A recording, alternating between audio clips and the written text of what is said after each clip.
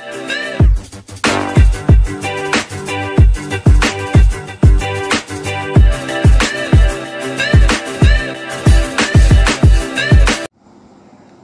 दोस्तों, मैं डॉक्टर अनुराग तिवारी आप सभी का बहुत बहुत स्वागत और अभिनंदन करता हूं अपने YouTube चैनल पर, और आने के लिए फिर से आपको बहुत बहुत धन्यवाद देता हूं।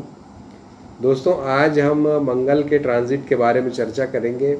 साथ ही शुक्र भी उदित होने वाले हैं 8 तारीख से, सूर्य अपना राशि परिवर्तन करेंगे 14 तारीख से, और बुध वक्री होंगे, ग्रहण की भी परिस्थितियां आगे बनेंगी। तो इतने सारे ग्रह परिवर्तनों के बीच हमने सोचा कि एक वीडियो जरूर लेके आए, और जिसमें आपके इंडिविजुअल राशियों पर इसका क्या प्रभाव पड़ेगा ये चर्चा करें, और साथ ही दुनिया पे और भारत पर इसका क्या प्रभाव होगा इसकी चर्चा करें। तो दोस्तों, आइए विलंब न करते हुए वीडियो की शुरुआत करते हैं। और आपसे अनुरोध कि अगर अभी तक आपने हमारे इस चैनल को सब्सक्राइब नहीं किया है तो आप ज़रूर सब्सक्राइब करें और बेल आइकॉन को भी पुश करें ताकि हमारे वीडियोस आपको मिलते रहें।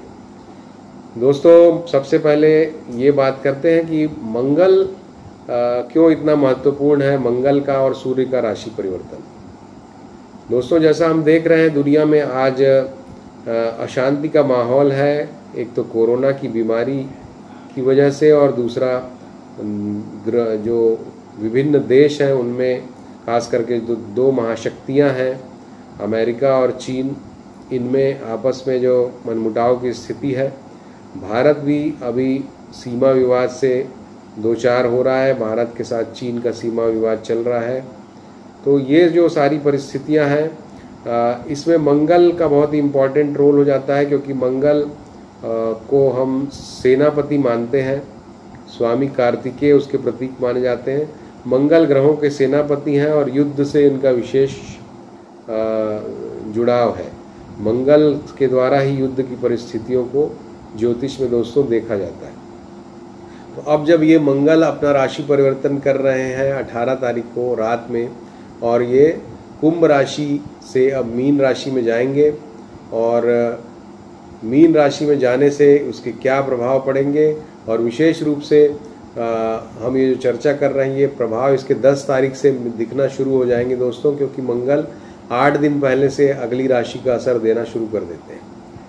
इसी बीच 14 तारीख को सूर्य भी राशि परिवर्तन करके मिथुन राशि में जाएंगे, और मिथुन राशि में जहां बुध मिथुन राशि के स्वामी ऑलरेडी बैठे हुए हैं, और वहां पर राहु भी हैं, और आगे ग्रहण की परिस्थितियों का निर्माण होगा। तो एक बात तो मैं आपको स्पष्ट बता दूं कि 10 तारीख से जो समय का पहिया है वो कुछ बड़ी चीज़ों को इंडिकेट करता हुआ घूमेगा। बहुत सारी ऐसी घटनाएं दुर्घटनाएं होंगी जो कि हम लोगों को प्रभावित करने वाली हैं, दुनिया को प्रभावित करने वाली हैं। उसमें सबसे पहले तो मैं ये कहूँगा कि भूकंप आदि से देश को बच कर के रहना चाहिए, दुनिया को बच के रहना चाहिए। बड़े तीव्रता का भूकंप निश्चित रूप से इस समय आ सकता है, क्योंकि ग्रहण की भी परिस्थितियां हैं, और साथ ही इतने सारे ग्रहों का राशि परिवर्तन भी है, विशेषकर मंगल का भी इन्वॉल्वमेंट है। तो इसलिए इस दौरान भूकंप से या अन्य जो घटनाएं हैं, प्राकृतिक आपदाएं, उनसे निश्चित रूप से बचने का प्रयास करना चाहिए। उनसे खतरे की स्थितियां दोस्तों बन सकती हैं। इसके अलावा जो 60 दिन का समय है 10 तारीख से, इसमें निश्चित रूप से भारतवर्ष को शत्रुओं से दो चार होना पड़ सकता है। हालांकि भारत के लिए जो सारे परिवर्तन हैं, चाहे वो मंगल का राशि परिवर्तन हो या सूर्य का, दोनों ही परिवर्तन अच्छे हैं दोस्तों, क्योंकि अभी मंगल खराब परिस्थितियों में देश की कुंडली के सापेक्ष बैठे हुए थे। अभी जब मंगल मीन राशि में जाएंगे तो 9वें भाव में राशि से जाएंगे, और लग्न कुंडली के सापेक्ष 11वें भाव में जाएंगे। तो ये जो 60 दिन का समय है, 50-60 दिन का समय 10 तारीख के बाद, इस दौरान हमें विश्व की तरफ से, दुनिया के अन्य देशों की तरफ से भारत को काफ़ी सहयोग की परिस्थितियां बन सकती हैं, और एक सामूहिक रूप से दूसरे देशों के सहयोग से भारत को कुछ विशेष उपलब्धियों की प्राप्ति भी हो सकती है। तो ये भारत के लिए समय अच्छा है निश्चित रूप से, लेकिन चूंकि गुरु की राशि में ये संचरण और गुरु शत्रु स्थान को भी रिप्रेजेंट करते हैं भारत की कुंडली में। तो शत्रुओं को भी भारत से पीड़ा होगी और शत्रुओं से भारत भी प्रभावित हो सकता है। शत्रुओं से कुछ सामना करने की स्थितियां भी भारत की बन सकती हैं। अगर हम चीन की बात करें तो चीन की कुंडली के सापेक्ष इसको देखना बहुत ज़रूरी है, क्योंकि चीन अभी अपनी विस्तारवादी नीतियों में जुटा हुआ है कोरोना के काल में। और निश्चित रूप से जब मीन राशि में मंगल का संचरण होगा तो उनके तृतीय भाव में चीन की कुंडली में होगा और पराक्रम को चीन के पराक्रम को बढ़ाएगा। दुस्साहसी निर्णय भी लेने को विवश कर सकता है ये ग्रहों का योग। साथ ही चीन का जो अष्टमेश है सूर्य, वो भी राशि परिवर्तन कर रहा है और वो 6वें भाव में जा रहा है।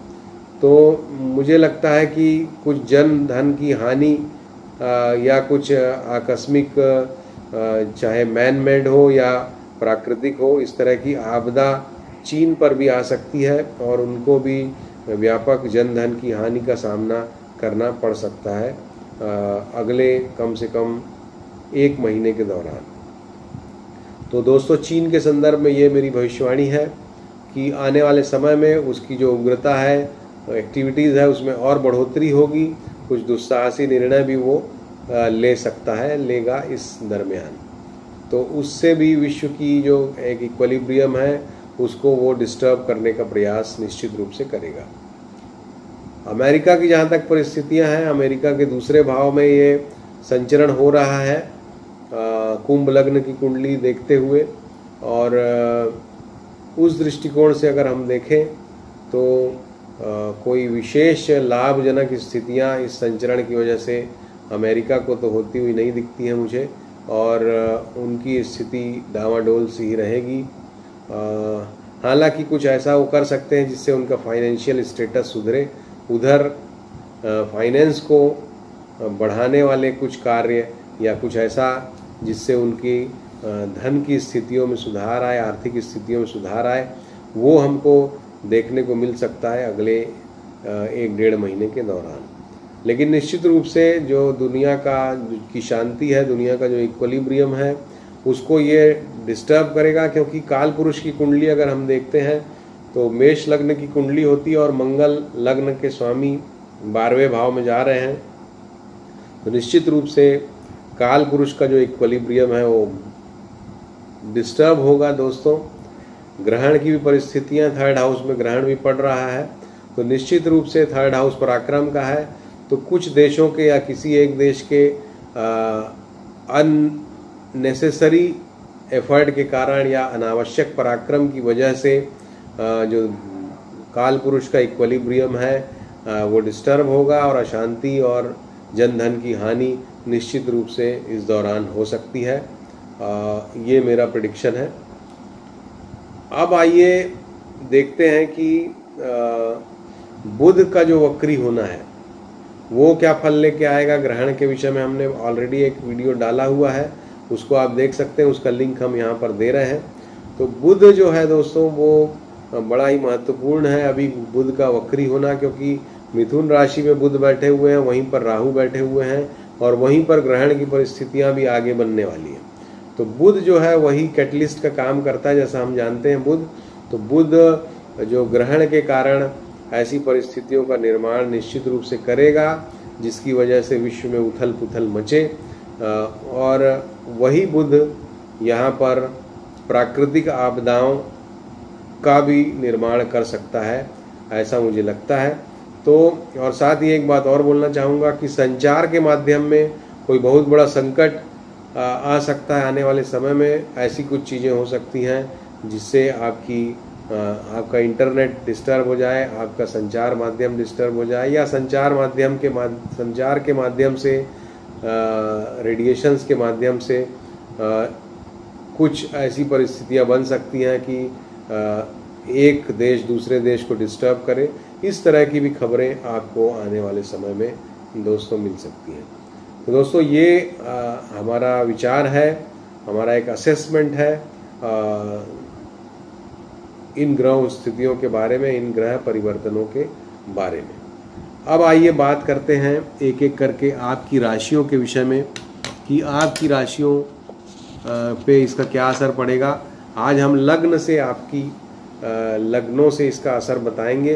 राशि पर भी असर पड़ेगा, तो आपकी लग्न हो या राशि आप जरूर इसको देखें, उसी के सापेक्ष आप देखें। अपनी लग्न और राशि दोनों से अगर दोनों अलग अलग हैं तो दोनों का फल देखें और उसको एवरेज आउट करें।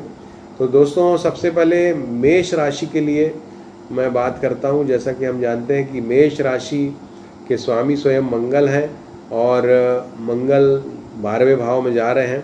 तो निश्चित रूप से 12वें भाव में जब मंगल जाएंगे तो अनावश्यक खर्च की परिस्थितियां आपके जीवन में आ सकती हैं। पैसे का नुकसान हो सकता है इन 45 दिनों के काल में, तो इसके लिए आपको सावधानी रखना चाहिए। कुछ केस मुकदमे की परिस्थितियां अगर चल रही हैं तो उसमें भी आपको नुकसान हो सकता है, तो आप जरूर सावधान रहिए। सूर्य की जहाँ तक परिस्थितियां हैं, सूर्य तृतीय भाव में जाएंगे, तो तृतीय भाव में सूर्य का संचरण अच्छा ही रहेगा। हालांकि संतान भाव के स्वामी हैं, तो कुछ ऐसी परिस्थितियों का निर्माण इस समय में होगा जिससे आप डिस्टर्ब रहेंगे। मानसिक स्थिति आपकी परेशानीदायक रहेगी। संतान को भी कष्ट की परिस्थितियां इस समय पर बन सकती हैं, क्योंकि 12वें भाव में मंगल के जाने से भी संतान को कष्ट होगा, क्योंकि संतान भाव से अष्टम भाव होता है।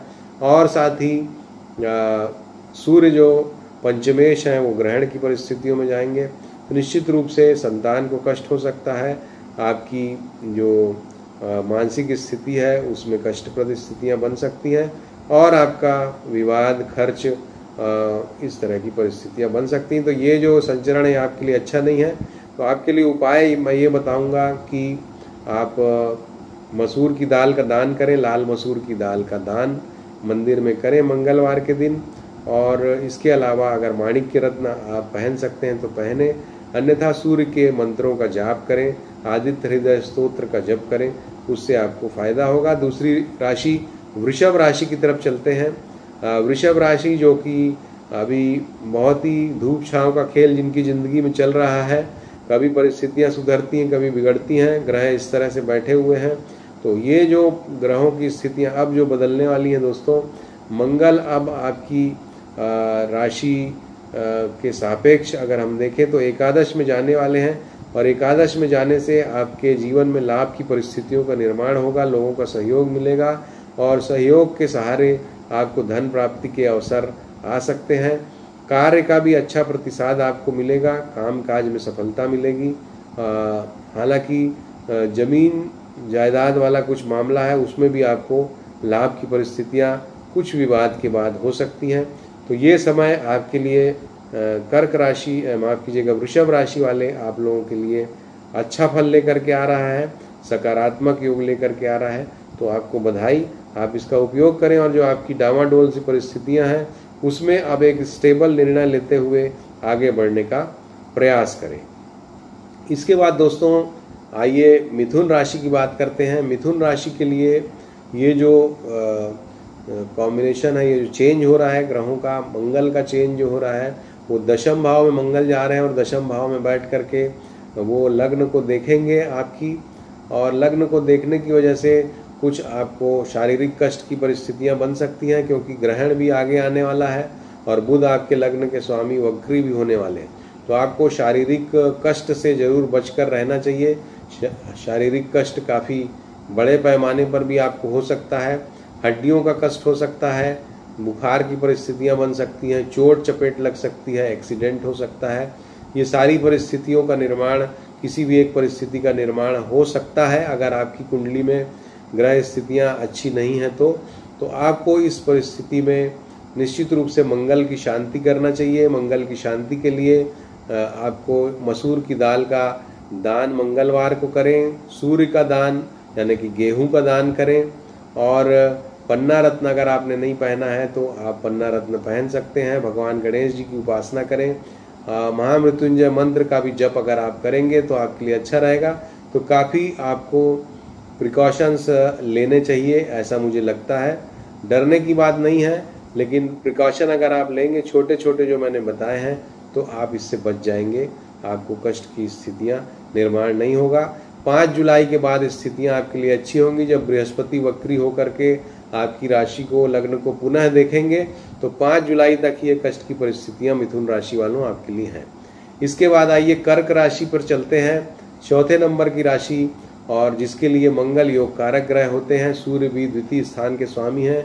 दोनों ग्रह अच्छी स्थितियों का निर्माण करते हैं, लेकिन अभी जब कर्क राशि से नवम भाव में मंगल जाएंगे तो भी नवम भाव में अच्छा ही फल ये देंगे और आपको कार्य क्षेत्र में उन्नतिदायक अवसर मिल सकते हैं। साथ ही आपके लिए संतान के मामले में, छोटे भाई बहनों के मामले में भी कुछ अच्छे अवसर आ सकते हैं। लेकिन चूंकि सूर्य भी ग्रहण की परिस्थितियों में जा रहे हैं और आपके द्वादश भाव के स्वामी के साथ वो बैठेंगे, द्वादश भाव में बैठेंगे, तो धन का नुकसान भी आपको हो सकता है। ऐसी परिस्थितियां अचानक बन सकती हैं जब आपका धन अचानक खर्च हो, तो उसके लिए कर्क राशि वालों आपको सावधान रहना चाहिए। साथ ही कार्य क्षेत्र में जैसा मैंने बताया कुछ परिवर्तन भी आ सकते हैं सूर्य की ग्रहण की परिस्थितियों में जाने के लिए, तो आपके पद में कुछ परिवर्तन आ सकता है, वो भी एक परिस्थिति आपके लिए बन सकती है। तो कुल मिला के आपके लिए कुछ आधा अच्छा और आधा खराब इस तरह की परिस्थितियों का निर्माण ये कर रहा है। शत्रु पक्ष से आपको इस दौरान सावधान रहना चाहिए। सिंह राशि की चर्चा करते हैं दोस्तों, 5वें नंबर की राशि, जिसके स्वामी स्वयं सूर्यदेव हैं, जो कि ग्रहण की परिस्थितियों में जाने वाले हैं और अष्टम भाव में मंगल भी जा रहे हैं। तो कुल मिला के आपके लिए थोड़ा खराब समय है हेल्थ के एंगल से। स्वास्थ्य के मामले में विशेष सावधानी रखिए। बुखार, चोट, मानसिक कष्ट, इस तरह की परिस्थितियां आपकी आ सकती हैं। धन की हानि भी आपकी भी हो सकती है, तो आपको इनसे बचना है। गलत कार्यों से में संलिप्त ना हो, क्योंकि जब मंगल अष्टम भाव में बैठेंगे तो गलत कार्यों में संलिप्तता बढ़ाते हैं। दैहिक सुख की प्रवृत्ति बढ़ती है, व्यक्ति की आवेश में आकर वो सब करता है, तो उससे आपको बचना है। आपके जीवन साथी से आपका मतांतर हो सकता है। घर में कलह की स्थितियां भी ये मंगल का संचरण बना सकता है। तो ये सारी जो नकारात्मक परिस्थितियां हैं, इनका निर्माण इस समय हो रहा है। धन की स्थिति, हालांकि धन का खर्च होगा, लेकिन धन की आवक भी बढ़ सकती है इस समय में, तो ये एक अच्छी बात है। इसके अलावा बाकी सारी बातें कष्टप्रद ही हैं। तो हमारी ये सलाह है कि आपको भी मसूर की दाल का मंगलवार के दिन दान करना चाहिए, पहली रेमेडी। दूसरी बात है कि आपको काले कंबलों का दान करना चाहिए और 14 तारीख से ही आपको इसकी शुरुआत कर देना चाहिए। 14 तारीख को करें, फिर 21 तारीख को करें। ऐसा करने से जो ग्रहण के दुष्प्रभाव हैं जो आपके ऊपर आ सकते हैं, आपके स्वास्थ्य को काफ़ी प्रभावित कर सकते हैं, उससे आप बचेंगे, ऐसा मुझे लगता है। तो आप ज़रूर हमारी इस सलाह को मानें और ज़रूर कंबलों का दान करें, लाल मसूर की दाल का दान करें। कन्या राशि के जातक जो हैं उनके सप्तम भाव में मंगल आ रहे हैं और सप्तम भाव में बैठ कर के वो लग्न को देखेंगे। तो जब लग्न को मंगल देखते हैं या लग्न पर प्रभाव डालते हैं तो व्यक्ति ज़्यादा असर्टिव हो जाता है, ज़्यादा अपनी बातों को के प्रति जिद्दी हो जाता है। तो आपको जिद से बचना है। आपके स्वास्थ्य पर इसका विपरीत प्रभाव पड़ सकता है, ब्लड प्रेशर वगैरह की परिस्थितियों में। आपके परिवार के मामले में भी कुछ पति या पत्नी से मतांतर हो सकता है, अधिकारी वर्ग से भी मतांतर हो सकता है। अगर आप बिजनेस पार्टनरशिप के साथ करते हैं तो उसमें भी आपको कुछ कष्टप्रद स्थितियाँ सामने आ सकती हैं।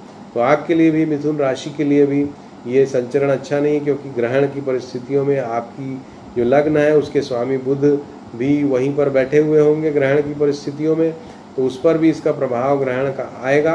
तो आपको भी कष्टप्रद स्थितियां हो सकती हैं। अधिकारियों से कार्य क्षेत्र में मनमुटाव की स्थिति हो सकती है, कार्य क्षेत्र में परिवर्तन भी आ सकता है। आपको राहु की शांति करनी चाहिए, कंबलों का दान करना चाहिए, साथ ही लाल मसूर की दाल का दान करेंगे तो आपकी सेहत के लिए दोस्तों अच्छा होगा। इसके बाद दोस्तों अगली राशि तुला राशि पर आते हैं। तुला राशि के लिए 6वें भाव में ये संचरण है और 6वें भाव में मंगल का संचरण अच्छे फल देता है। आपको कंपटीशन में सफलता मिलेगी। जो लोग नौकरी वगैरह की तलाश में हैं उनकी नौकरी भी मिल सकती है उनको इस समय में। कार्य क्षेत्र में लाभ की स्थितियां होंगी। हालांकि अगर आप अपनी राय थोपने का प्रयास करेंगे तो अधिकारी वर्ग से आपका कुछ मतांतर भी हो सकता है, उसके लिए सावधान रहें। और मेहनत का आपको इस समय में प्रतिसाद मिलेगा जो आपने पास्ट में मेहनत की है। सेहत की कुछ समस्याएं आपको परेशान कर सकती हैं, क्योंकि मंगल वहां पर सेहत की कुछ समस्या भी देते हैं। और एकादशेष सूर्य ग्रहण की स्थितियों में जा रहे हैं और नवम भाव में जा रहे हैं, तो वो भी कुछ सेहत को प्रभावित दोस्तों कर सकते हैं, तो आपको अपनी सेहत का ध्यान रखना है। इसके अलावा आपके पिता का स्वास्थ्य भी कुछ प्रभावित हो सकता है, उसके लिए भी आप सावधानी रखें। बाकी अगर मटेरियल सेंस में बोलें तो ये फल अच्छा देगा, शत्रुओं पर आप विजय प्राप्त करेंगे। सेहत की थोड़ी समस्या होगी, आपको शनि के मंत्रों का जप करना चाहिए, शनि की शांति भी करना चाहिए और सूर्य की भी आपको शांति करना चाहिए। उसके लिए गेहूं का दान रविवार के दिन आप मंदिर में करें तो आपके लिए हर दृष्टिकोण से दोस्तों ये फल अच्छा देगा। वृश्चिक राशि की बात करें, 8वें नंबर की राशि, जिसके स्वामी भी स्वयं मंगल देव हैं, और मंगल देव आपकी राशि के सापेक्ष, आपकी लग्न के सापेक्ष दोस्तों पंचम भाव में जाने वाले हैं, जो कि संतान का भाव है। और पंचम भाव में, संतान के भाव में जाने से संतान के साथ में कुछ मतांतर की स्थिति का निर्माण मंगल कर सकते हैं, आपकी जिद की वजह से या आपके असर्टिवनेस की वजह से, तो उससे आपको बचना चाहिए। इसके अलावा जो प्रमुख बात है कि आपका दशमेश जो है सूर्य, वो ग्रहण में जा रहा है और अष्टम भाव में जा रहा है, तो निश्चित रूप से आपके कार्य क्षेत्र में कुछ समस्याएं अचानक आ सकती हैं। आपका ट्रांसफ़र हो सकता है, स्थान परिवर्तन हो सकता है, कुछ ऐसे आरोप भी आपके ऊपर लग सकते हैं जिसका जो आपने किया ना हो, तो उससे आपको बचना चाहिए।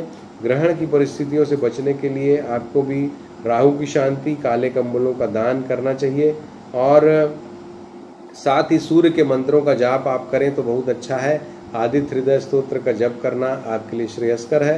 हेल्थ की भी समस्या, क्योंकि अष्टम भाव में जब ग्रहण बढ़ेगा तो सेहत की भी समस्या आपको परेशान कर सकती है, तो आपको महामृत्युंजय मंत्र का भी जप निश्चित रूप से करना चाहिए, कम से कम 108 बार प्रतिदिन, और शांत रहने का प्रयास करना चाहिए।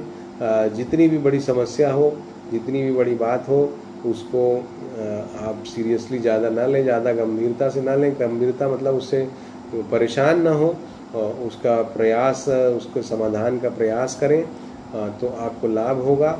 और संभल कर चलें, 10 तारीख से ही आप संभल कर चलना शुरू कर दें, क्योंकि आने वाला समय कुछ कष्ट दे सकता है आपको। अब धनु राशि पर आते हैं दोस्तों। धनु राशि की बात करने के पहले, धनु राशि जब भी आती है तो मुझे याद आ जाता है पिछले 1-1.5 साल का समय, जब लगातार उनके गोचर के लिए खराब बातें हम बोलते रहे। और दोस्तों बुरा ना माने जो भी दर्शक देख रहे हैं कि हम खराब बातें ही बोलते हैं। दोस्तों अभी ग्रहों की परिस्थितियां इतनी खराब हैं कि खराब है तो खराब बोलना ही पड़ता है, तो उसके लिए हमें क्षमा करें। हमारा उद्देश्य आपको डराना नहीं है, बल्कि आगाह करना रहता है। और जो छोटे छोटे उपाय हम बताते हैं, अगर आप उसको फॉलो करेंगे तो निश्चित रूप से आपको उसमें लाभ होगा। और जो खराब प्रभाव है वो अब बहुत ज़्यादा खराब तब होते हैं जब आपकी कुंडली में भी उस तरह की खराब महादशाएं वगैरह चल रही हों, अंतर्दशाएं चल रही हों। अदरवाइज़ बहुत ज़्यादा खराबी तो नहीं होती। खासकर अगर आप उपाय कर लें तो निश्चित रूप से आप बहुत आसानी से वो समय पार कर सकते हैं। तो धनु राशि पर दोस्तों चलते हैं। धनु राशि के जो जातक हैं उनके लिए ग्रहण तो पड़ रहा है उनके सप्तम भाव में। सूर्य जो उनके भाग्य स्थान के मालिक हैं वो ग्रहण से दूषित पीड़ित होंगे। और मंगल की जो परिस्थितियां हैं दोस्तों, मंगल तीसरे भाव से अब चौथे भाव में जाएंगे, तो निश्चित रूप से ये समय काफ़ी चैलेंजिंग उनके लिए रहने वाला है। कार्य क्षेत्र में अपने अधिकारियों से या अपने पिता से आपका मतांतर हो सकता है, झगड़ा हो सकता है, विवाद हो सकता है, उससे आप सावधान रहें। साथ ही आपके भाग्य में अचानक कुछ अड़चनें आ सकती हैं, उसके लिए भी आपको सावधान रहना चाहिए। ग्रहण की स्थितियों से बचने के लिए आप भी राहु की शांति करें, काले कंबलों का दान करें, तो आप ग्रहण की परिस्थिति से बचेंगे और आपके कार्य में जो रुकावट की परिस्थितियां बनने का खतरा है वो दोस्तों दूर होगा। एक बात अच्छी है कि कुछ लाभ की परिस्थितियों का भी अचानक ये निर्माण कर सकते हैं, क्योंकि ग्रहण के बाद भी राहु के साथ सूर्य रहेंगे और जैसा कि हम जानते हैं केंद्र में राहु अच्छा फल भी देते हैं, तो ग्रहण के बाद कुछ आपको सकारात्मक परिणाम भी इसके मिलेंगे, लेकिन कुछ अनहोनी ना हो ग्रहण की वजह से कार्य क्षेत्र के मामले में, भाग्य के मामले में, पिता के मामले में, तो उसके लिए आपको कंबल का दान जरूर करना चाहिए। बाद में आपको ये सूर्य और राहु का जो कॉम्बिनेशन 1 महीने तक रहेगा, यानी कि लगभग 14 जुलाई तक, तब तक ग्रह जो है परिस्थितियां ऐसी बनाएंगे जिसमें अचानक लाभ भी आपको होगा। तो ये लाभ की परिस्थितियों का भी निर्माण कर रहा है। चौथे भाव में मंगल जब जाएंगे तो विवाद तो बनाएंगे, लेकिन प्रॉपर्टी वगैरह का लाभ भी दिला सकते हैं मंगल, क्योंकि आपकी लग्न भी गुरु की है और गुरु की राशि में ही जा रहे हैं, तो एक तरह से लग्न में मंगल बैठने का भी प्रभाव आपको मिलेगा, तो प्रॉपर्टी की प्राप्ति भी करा सकते हैं। दोस्तों, धनु राशि के जातकों के लिए मैं कहना चाहूँगा कि खराब है तो अच्छा भी है। सिर्फ आप अपने व्यवहार को अच्छा रखें, अपने अधिकारियों और पिता से अपने संबंध अच्छे रखें, तो आपके लिए समय काफ़ी अच्छा जाएगा। मकर राशि की बात करें दोस्तों, तो मकर राशि अभी इस समय जो 12 राशियां हैं उसमें सबसे महत्वपूर्ण राशि है दोस्तों, सबसे एक्टिव राशि है। आपको ये बताना चाहूँगा, खासकर मकर राशि वाले जो जातक हैं वो समझ लें कि अभी सबसे एक्टिव राशि उन्हीं की राशि है। बहुत सारे नए काम, बहुत सारे बड़े काम, बहुत सारी बड़ी घटनाएं आपके ही माध्यम से घट सकती हैं इस समय में। तो आपके राशि, आपकी कुंडली के सापेक्ष, आपके लग्न के सापेक्ष ये मंगल 3रे भाव में जा रहे हैं, जहाँ पर शत्रुहंता योग बनाएंगे मंगल, तो आपको शत्रुओं पर आपको विजय प्राप्त होगी, रोगों पर भी विजय प्राप्त होगी।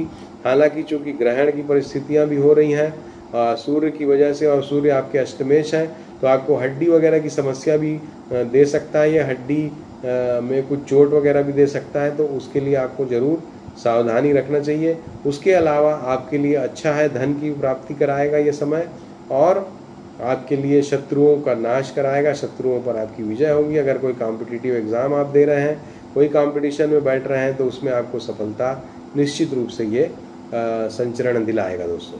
तो मकर राशि के लिए अच्छा ही है ये फल। इसके बाद कुंभ राशि पर चलते हैं दोस्तों।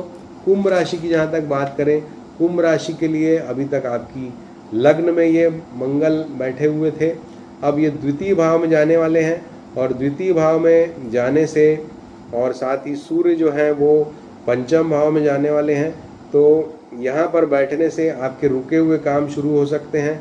धन की जो परिस्थितियों में कुछ रुकावट थी तो वो दूर हो सकती है इस समय पर, और साथ ही जो आपका बुद्धि विवेक है उस पर ग्रहण का नकारात्मक असर पड़ेगा। तो थोड़ा सा ग्रहण के समय के आसपास के समय में आपको कुछ डर, भय या कुछ मानसिक परेशानी का अनुभव हो सकता है, उसके लिए आप उस समय में सावधानी रखें। पार्टनरशिप वगैरह का कार्य आपका है तो उसमें भी कुछ मिसअंडरस्टैंडिंग हो सकती है अचानक, साथ ही पति या पत्नी से भी आपका विवाद की स्थितियां भी बन सकती हैं, अचानक कुछ ऐसा मनमुटाव की परिस्थितियां बन सकती हैं, उससे आपको बचना चाहिए। आपके लिए चूंकि आपके मन पर इसका असर हो रहा है तो गायत्री मंत्र का जप करना सबसे अच्छा है। गायत्री जी के मंत्र का जप आप करें। प्रॉपर्टी के विषय में और धन के विषय में कुछ गतिविधियां निश्चित रूप से चलेंगी जिससे आपको लाभ होगा, तो उस तरह की गतिविधियां अगर होती हैं तो उनका आप स्वागत करें और आगे बढ़ें। इसके पश्चात दोस्तों सबसे आखिरी राशि मीन राशि की बात करते हैं। मीन राशि के लिए उनकी राशि यानी कि उनके लग्न में ही ये मंगल की स्थिति हो रही है, और मंगल उनके लिए एक सकारात्मक धन और भाग्य के स्वामी मंगल हैं, और वो लग्न में जब बैठेंगे तो उनके काफ़ी रुके हुए भाग्यवर्धक कार्य बना सकते हैं, उनको सम्मान की प्राप्ति हो सकती है, उनके मेहनत का उनको फल मिल सकता है, जो रुके हुए काम है वो हो सकते हैं। स्वास्थ्य के लिए हालांकि थोड़ा डिफिकल्ट समय हो सकता है, ब्लड प्रेशर आदि की समस्या उनको हो सकती है।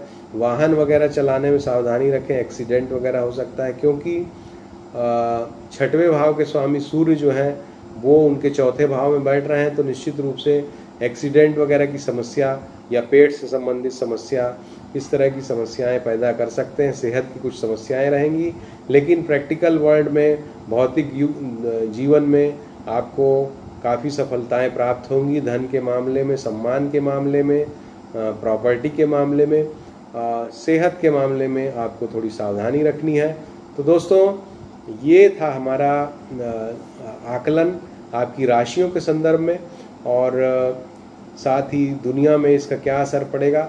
दोस्तों, मैं सिर्फ ये कहना चाहता हूँ कि जो 10 तारीख से आने वाला समय है वो आपके जीवन में परिवर्तन लेकर के आने वाला है। और अच्छी बात यह है कि भारत के सापेक्ष ये चेंजेस पॉजिटिव हो रहे हैं, तो भारत के लिए कुछ अच्छी बातें हो सकती हैं, और विश्व के लिए, हालांकि खासकर चीन के लिए, ये बड़ी ही विशिष्ट परिस्थितियों का निर्माण कर रहा है। और दुनिया के लिए, जैसा मैंने बोला, काल पुरुष की कुंडली जो है उसके सापेक्ष अगर हम देखें तो उसका स्वामी 12वें में जा रहा है, जो कि ये बताता है कि विश्व में संकट आएगा और भूकंप आदि का खतरा भी, जैसा मैंने आपको बताया, प्राकृतिक आपदाओं का खतरा मैंने बताया। तो ये सब परिस्थितियां, साथ ही युद्ध का खतरा, ये सभी परिस्थितियों का निर्माण होगा। तो आप आगे आगे देखिए, बड़ा ही विशिष्ट समय है ये। अपने आप को सुरक्षित रखिएगा और सावधानी से रहिएगा।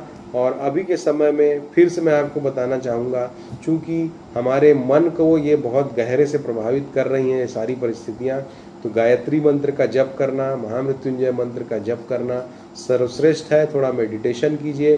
थोड़ा अगर कोई पेट है आपका, पालतू कोई जानवर है, या अगर जो स्ट्रीट डॉग्स हैं या जो गाय आपको मिलती हैं, उनकी आप सेवा कीजिए, उनके साथ भी थोड़ा समय बिताइए, तो आपको एक अच्छा एहसास होगा।